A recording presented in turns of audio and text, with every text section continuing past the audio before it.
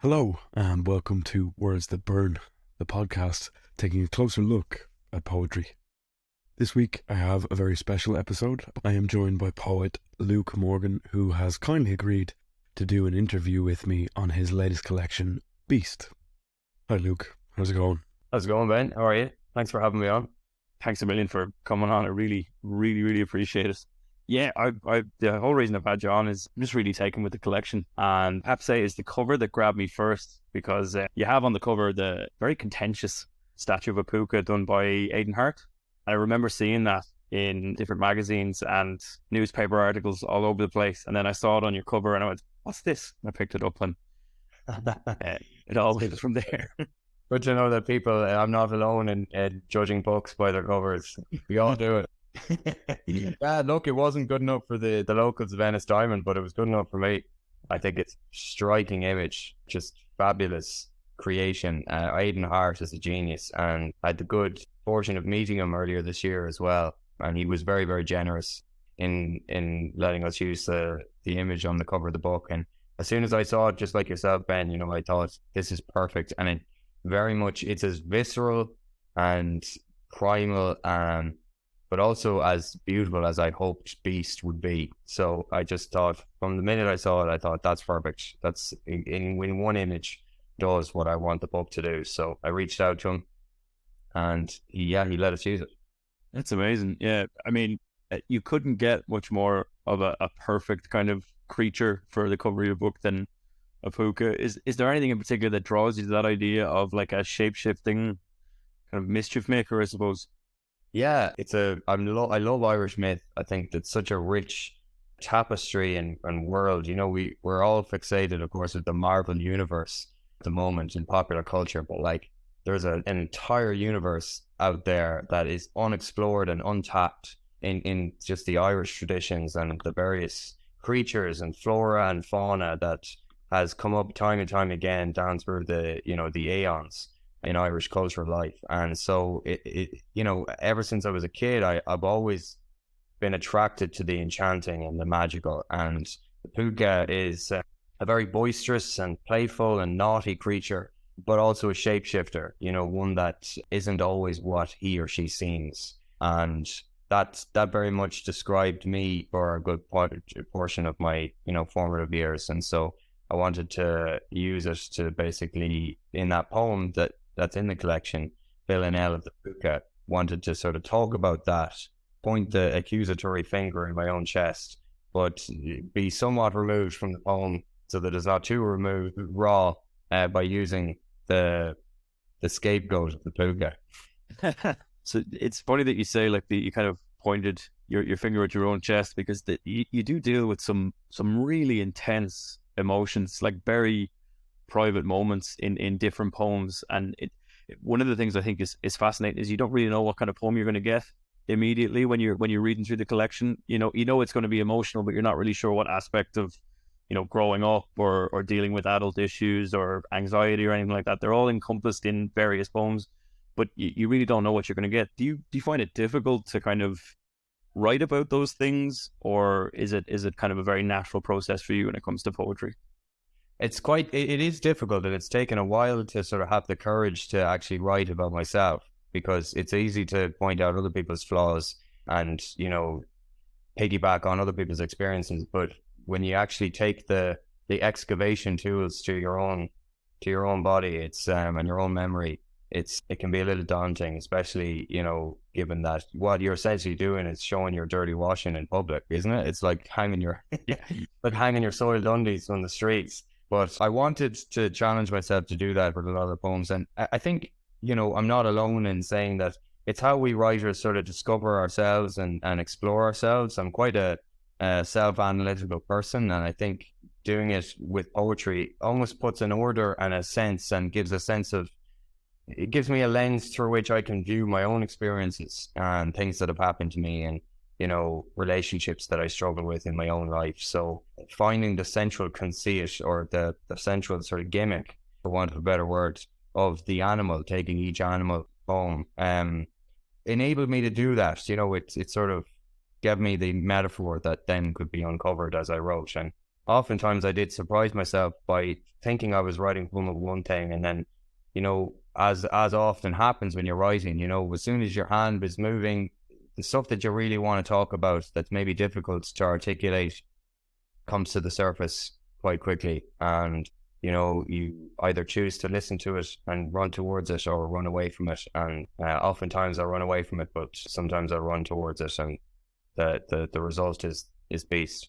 I mean, it's fairly hard to run away from. I think anyone reading the book probably recognizes a lot of their own emotions coming out in different animals and different forms. There's definitely a universal quality to them, despite the fact that it is a very Irish collection, especially towards the second half. It's one of those things. Honesty is like it feels like the most difficult thing to do in the moment, but as soon as you submit it out into the world, people recognize that sense of honesty, and they almost feel permission then to experience the thoughts or sensations that maybe they would have thought of as unsavory, because if they're seeing other people's dirty washing, it's like, oh, okay, I'm not alone. I had these thoughts too. I struggle with this too. So that's the work I love in reading and other people's writing, is like the stuff that's really, really, you wouldn't be showing it to your granny. I really like that stuff. I really like when people get really honest and raw and write the difficult things. So I really wanted to do that with some of these poems. And you were saying there, when you pick the animals, do you start with the animal and then find yourself going in another direction, or does it start with the emotion and then you find a suitable animal? Or can you, I don't know if you can put that into words. I don't know if that's a process that can be described. No, that's a good question. No, there's definitely moments where I sat down, I was like, I want to write a poem about a fucking dinosaur. Sorry, it should be there was definitely, there was lots of trips to the zoo where that I made, or to various wildlife exhibits, taxidermy places where I'd go to seek inspiration, to seek sort of some new category of beasts that I was drawn towards, and then I'd try and marry that to something in the intangible world in my head or memory. But then there were other times that I wrote about, I wrote from the heart and then attributed it to the animal came second. But it's a really interesting question. Yeah, I'd never thought of it like that, but that's kind of how it ended up happening. It was two-pronged. Yeah, okay, so it just came in whatever form it took in that particular poem. Yeah. There are certain poems that are really rooted in the image, but then there was other poems where maybe I was taking the mick a little bit, and I just, for the sake, having it belong in the collection, it's slapped an old animal on at the end, Sure. One of the things I really liked is that some of your poems, when you look at them in the 2-page spread, they kind of almost bleed into each other in different forms. So I'm thinking particularly of, I think it's octopus, and then 8 arms and octopus. So they're very joined thematically in terms of the animals they're talking about. And then again with elephant and scavenger, you finish on the image of a fox and elephant, and then immediately kind of jump back in scavenger. I found that kind of fluidity, and I suppose you call it mercurial kind of quality to it. It was really something that kept you engaged when you were reading the collection. Like so much move with it. That's really nice to hear you say that. So 2 things about that. First is, that's the benefit of having a great editor. So Arlen House from Arlen, somebody who, he's a lot of experience putting together a lot of poetry collections, and he knows and feels intuitively the sort of the rhythm and pace that a poetry collection should take, and which poems should fit where. So his advice in that regard and his guidance was really something that benefited from hugely. But also, and related to that, my first book, Honest Walls, which I brought out when I was really too young to know better, was that it was kind of a smorgasbord, a Morgan board, if you like, of lots of different poems and different experiences. You have your whole life to basically create your first book, but then it's always the second album that's the difficult one, right? Because you have to put together something there's less time to do it. The first book was throw everything at the wall and hope something sticks kind of approach. This book was more I feel like I've started to learn now how to create a book, a collection of poetry that's almost more than the sum of its parts. That was the goal anyway with this book, was to create something that was had different movements and had different individual sections, but that felt like a cohesive whole. That was the challenge I set myself with Beast. So what you're talking about there, moving from one poem, one idea bleeds into the other, and it's almost follows that sense of that circumnavigation of how thought works. Once one minute you're thinking about the desert, then you're thinking about what you're going to have for dessert. That was a really cheap joke, sorry, but you know what I mean. And my brother is a composer, and I think all of these things, like a book of poetry, is quite comparable to a piece of music, a big grand orchestral piece, and you almost feel it. You're like, okay, it starts this way, and then we have to morph into a different vibe and different energy. Then that takes us into a different place here. So that's how I thought about it as well. Was like in terms of music, moving from one section to another. Sure. I mean, you definitely feel that ebb and flow in different sections. And I think whether it's your editor or yourself, one of you has done an amazing job of kind of matching the substance of the poem to the right emotion, and then moving from one to the other, so you never get bogged down in one for too long. Does that make sense?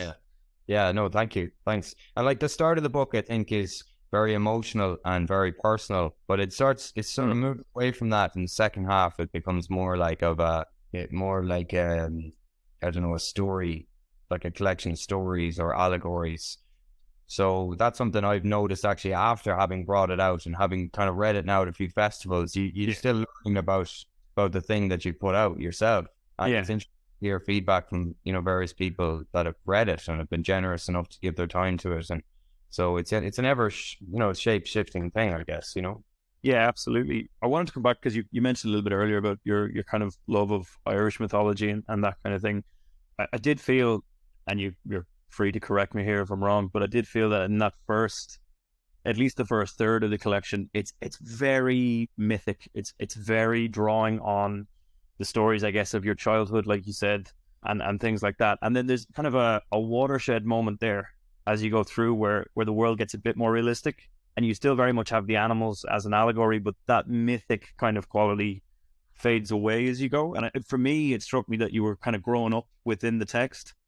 Oh, that's and you were forced to leave that behind. Yeah, that was all completely intentional.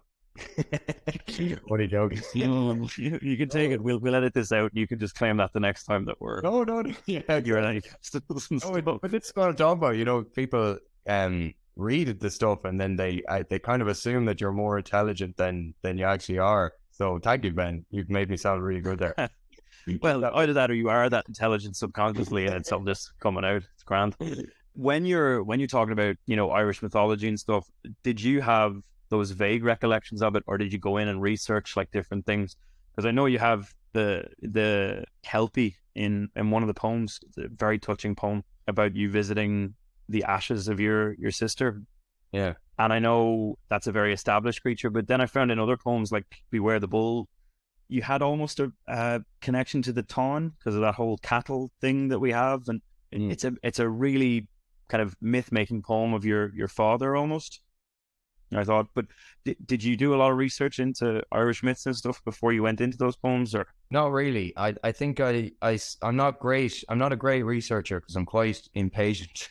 So the way I like something that feels visceral to me is like and that's the art of writing a poem, or the act of writing a poem, is very, for me anyway, it's like needing to go to the toilet. You're sort of bursting, and you got to do it now. And even if you're on a public train, you just got to do it. You just got to do it. You just got to do it. My research, any research that took place kind of after the first draft of the poem had been created, or in that sort of excited flurry before the poem was created, where I would just look up an image of a creature, or draw upon some experience I had with a myth that wasn't necessarily thorough from a factual point of view, but was more sort of emotional and driven by my memory of it.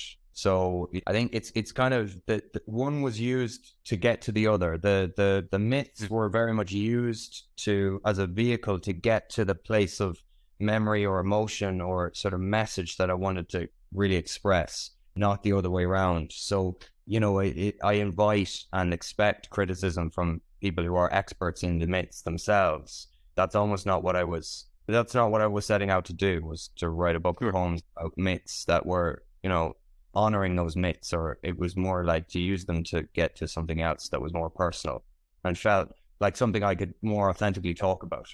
Yeah, absolutely. Well, I think you did a good job of balancing both there. I wouldn't say you'll get too much criticism from the myth experts out there. I think Exactly. you'll probably be safe. But it's interesting, that you said you get through that first draft to keep that visceral quality, and yeah, I think it really comes through. There's some points there, where you're reading the collection. Some of them just pack a wallop in terms of stuff you didn't see coming. Do you know what I mean? Where you're just like, oh, okay, I wasn't expecting that. The one that kind of floored me was Small Orange Suns.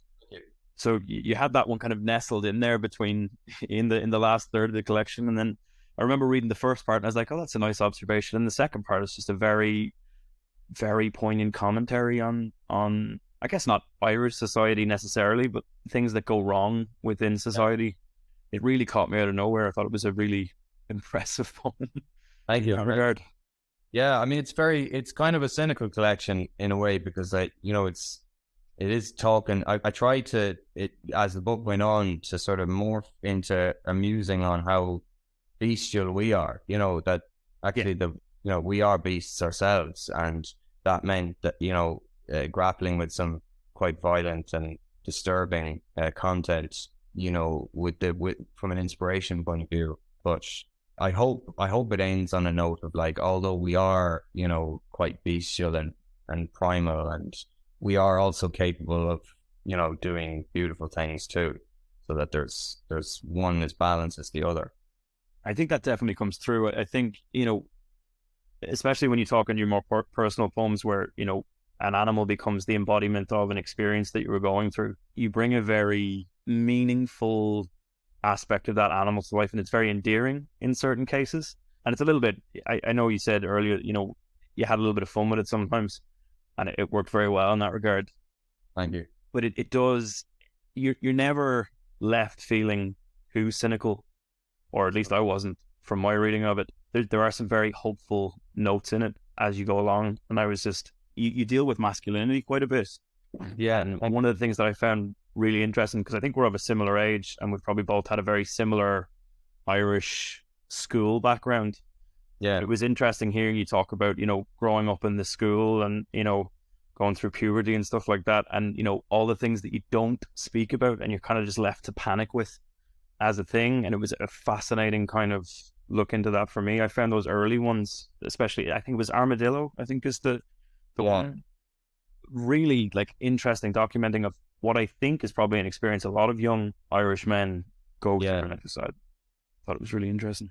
Yeah, it's not something that is very popular to talk about at the moment, the experience of being a young man. And that's a very dangerous space that we're in, I think, because like there are young men out there who aren't, given the permission to experience the feelings that they are experiencing. So one thing that I've been quite surprised pleasantly about is the reaction I've had to the book from other young men of a similar sensibility to myself, because like at school, I was always into poetry and I was always slagged for it, because it was like, oh, if you like poetry, then you're a girl and you're a bit, I think I've since had a lot of like young men my own age come up to me and be like, that was really interesting reading a poem about your penis that wasn't like, that sort of Joe Rogan, far right leaning BS that you'd see online, where that energy is, because it's so pent up, because it, it's not being talked about. It goes there rather than goes to the creative. That's where young men look to. They look to the likes of Jordan Peterson, unfortunately, and then Joe Rogan, where there could be, these positive male role models who give young men a space to discuss the things that they're genuinely going through. So I was really worried about those poems actually at the start. I was worried about how they were going to be received, but I think because, they put me in a very vulnerable position, they're not aggressive, they're not gratuitous, or they're not as gratuitous or as aggressive as I feared they might come across as being. I think a lot of people, both men and women alike, have responded to those poems because we do, I think, have an honesty meter ingrained in us. Like even when you're scrolling down through Facebook And when somebody puts up a status and they're speaking from the heart, there is something in us that it is drawn to honesty and can recognize, but also vice versa. You know, like a lot of the poems that I wrote in the first book, Honest Walls, I was writing to kind of impress adults or grown-ups, or I was writing them to impress my peers in the poetic community, and they weren't real. You know, they were nicely crafted and they were, they ticked the boxes, but they weren't actually honest. And I think that's something I wanted to change with this book was like, okay, even if nobody likes this, and this gets some resistance, I get some resistance to this. Nobody's ever going to be able to say that this wasn't my experience or that this wasn't the truth. So those poems were the ones that, I was a little insecure about at the start, but I've been really grateful to know that they've been received by people in the spirit in which they were intended, which was basically to just sort of talk about the experience of being a young man and growing up and, being anxious around all the things that, the world makes us anxious about. Yeah, absolutely. So it was difficult to do that, but I'm glad I did.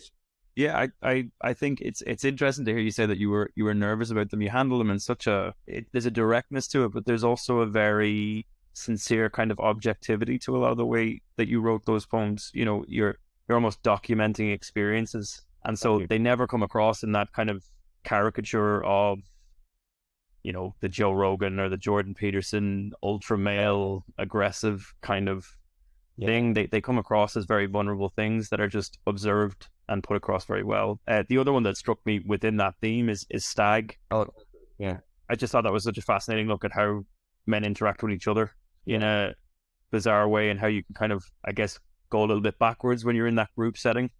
Yeah, you go back to your school days or your school mentality, and it doesn't matter how much you've grown. You still find yourself going a little bit backwards. So I wonder if you wouldn't mind reading that poem for us now. This is Stag. The lads were all born-again Christians. We stayed up late around a fire, slugging Carpacki and flicking blunts. The funny accent soon turned to whooping for my sleepless nights. I found myself cheering to the foreskin of a cackling man. Another one took a clicking lighter's tongue to his patchy pubic hair. We ended things in peals of sick, then off they went with praying hands. I heard the quips I'd heard before in passing herds of lower men, how we'd vowed to press a girl's cheek against a bedroom wall, my sodden camping gear sweating through black plastic bags. I drove on through the Wicklow rain until a flash of jumping fur stopped my car with a screech, leaving me a ghost imprint of fragile hide of two big, glaring horns. Actually, phenomenal. The one that kind of struck me as like a changing point in your collection was the search for the mastodon. Okay. Where I think you talk about during the great Irish emigration to the States. And I took it to be that you were searching for some kind of meaning in the United States. Yeah. And I really found that your collection kind of went way more Irish after that particular section. Okay. I just thought it was really, really interesting. It switched from kind of a very universal experience to more poems set in Ireland or based in Ireland and stuff like that. So I wonder if you wouldn't mind reading that there for us. Okay, so this is The Search for the Mastodon. This one has an epigraph, which is 1806 USA. It's rumored the real reason behind the Lewis and Clark westward expansion is to find the mastodon. Jefferson rearranged her bones nightly on the floor of his study until he had a skeleton he could believe was real. Obsessed, she still roamed the land like a dream caught in an empty hall. He ordered the doomed quest 2 centuries before I sat on a plane destined for an unknown west, imagining the horns that waited for me. A campfire circle heard of my 10-foot tall beast, though I hadn't yet been the one to find her. Leathered skin, tame enough for a leash, oblivious she could crush me in a heartbeat.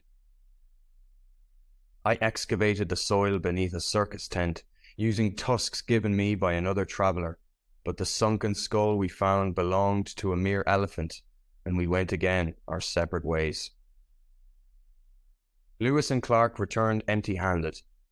I scoured the streets of the greatest city on earth, breaching chain link around vacant lots, siphoning through wall ornaments in neon dive bars after dark, hearing brays from her trunk in the scrape of alleyway dumpsters, foreign wheels on flooded tar. When I returned at Terminal 2, a crowd clambered against the rail to hear of the failed crusade. My eyes went above the searchers, to one so huge she filled the room. These bones I knew from a study floor, these teeth I'd shut in a glass corner case, together now as something more, a myth come true inside a face. I don't think I'll ever be able to shake the image of a mastodon in Terminal 2.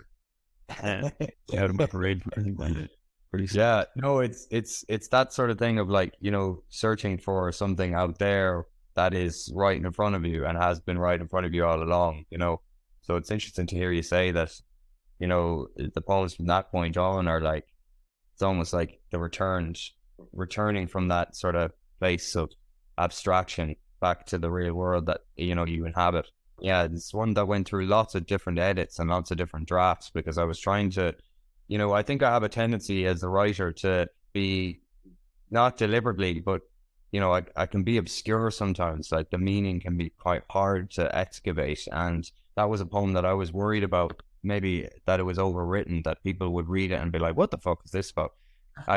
My internal compass is my mom and my brother, like, 'cause they have no interest in poetry whatsoever. So, you know, whereas I can wax lyrical in a room when I'm drinking wine and with other writers, I can talk a certain amount of shaffage. You know, when I'm with my mom, my brother, read a poem, they just don't buy it. Like, you know, they're like, no, sorry, I don't buy it. That doesn't make sense to me. So I always try and shoot for that sort of demographic when I'm writing. There's always that sort of voice in my head that's like, are you just being way too highfalutin here? You know, is this actually communicating anything to anybody who doesn't have a degree in English literature? You know,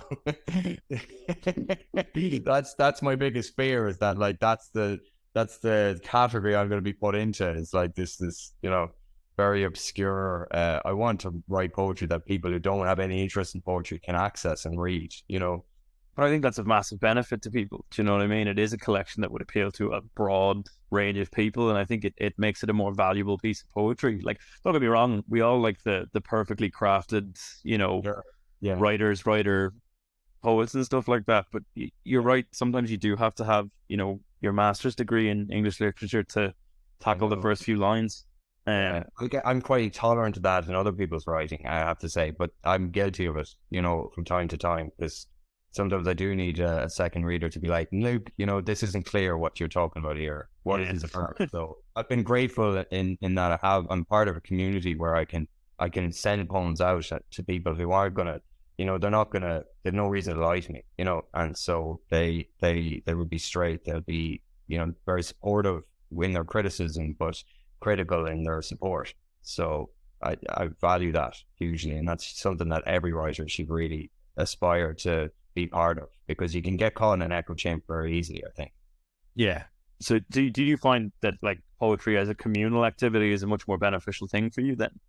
It's a very lonely pursuit, poetry, but I think the poetry community, the act of writing it is very lonely. But the poetry community in Ireland is very supportive. You know, we're all sort of these fabled loners who, when we get together, it's almost like we have this giddiness about us because we can't believe that there's somebody out there who's like us, you know, because like I said earlier, I'm, you know, there's not many people in my life, in my immediate circle, that actually have an interest in poetry. There's very few, actually. It's nice to meet up with other people who have released books in the same year, you know, at these literary events, and just talk about the very specific challenges that, you know, we all have to deal with as writers, and we all read each other's work, and it's just great having a set of champions that believe in you, and, you know, but also can hold you to accountable, so that when you do share early drafts of poems with them, they can be like, I don't think this is your best work, you know, because it's very hard to know when you write something. You get very excited about it, and I've written stuff in the past that I've thought, okay, this is the best thing I've ever written, and then, you know, 2 years later I'll find it when I'm doing a cleanup of my laptop, and I'll be like, oh my god, who wrote this?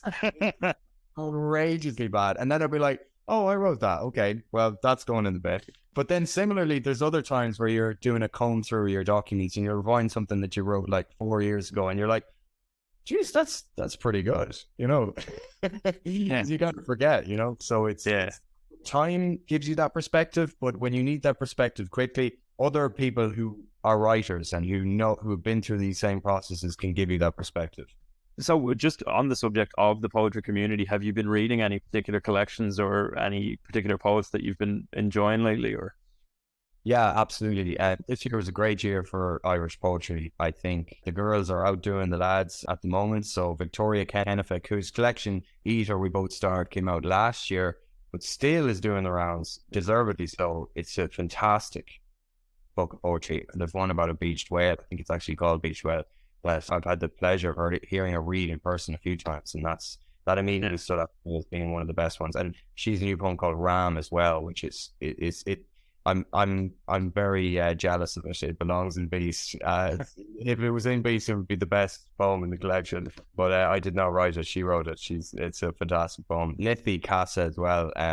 Is a dear friend of mine. We went to school together actually, and her collection, Wine Tapper and the Boy Jericho, is was one of my highlights of this year. Just really musical and so colorful. You know, the poetry is just incredible. Molly Toomey, Raised Among Vultures, one of my favorite collections of the year. Really, really unflinchingly honest, you know, in the way that I wanted Beast to be. I think she completely nailed that aspect where it's not, you know, it's not gratuitous and it's not oversharing. But it's so authentic and it's so true and it's so powerfully crafted that it just, certain poems leave you breathless. And I really was really taken with that collection. And it's our first book, and I just can't wait to read our second and our third and our fourth and our fifth, because it's one hell of a start. Sri Sen as well, Cracked Asphalt. That was a great collection this year. I really enjoyed that. It's a pamphlet, but she's a writer who's got a lot to say, a lot of interesting things to say. And then Jessica Traynor, her third collection, I think you might be aware of her. She's a little bit more established than the rest of us. Pit Lullabies is the name of her. Phenomenal collection. Great book, yeah. And she has a poem in it called The Onion Poem. And I mean, my favorite Onion poem up until I read that collection was Carol Ann Duffy's famous Valentine. But Jessica Traynor out Carol Ann Duffy. Out onioned. she was out onions, yeah. But apart from those, lots of really amazingly diverse and interesting collections came out this year from Irish authors, and I'm looking forward to 2023. Can't wait. It has been, you're absolutely correct, a phenomenal year for Irish poetry. It's just been really, really good, and it's been a joy to read it. Your collection amongst it. Well, listen, Luke, I'm sure poetry in 2023 for Ireland will be just as good as this year, if not better. I just want to say a massive thank you for coming on and talking to me about your wonderful collection. Thanks, Ben, and thanks so much to yourself for championing, you know, independent Irish writing. I think it's a really noble thing that you're doing, and it's an incredibly vital part of the ecosystem. So a lot of it is probably voluntary. So thanks to yourself, Ben, for inviting me.